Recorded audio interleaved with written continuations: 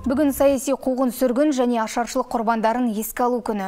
Қазақтар 6 миллион, қырғыздар 800 мың, өзбектер 1 600 000 болған. Бұл 20 ғасырдың басындағы ресми жыл санағы болған. Ал бүгін мені білесіздер, саяси қуғын-сүргінге тап болған құрбандардың еске алу күні. Біздің қазақты 3 рет өтірік ашаршылық жасап, қазақтарды қырды. Соның арқасында 12 миллионға жеттік, ал қырғыздар 7 миллионға жетті, өзбектер 35-38 миллионға жетті. 20 мың бетке ұстар білімді, өте деңгейі, мәдениеті зор адамдарды алып тастады. Европалық ғалымдар құмырсқаның үйіндісін зерттеген екен. Құмырсқалардың ішін қараса, күшті тәртіппен орналасқанын көреді. Яғни құмырсқада әр құмырсқаның белгілі бір жұмысы бар екен.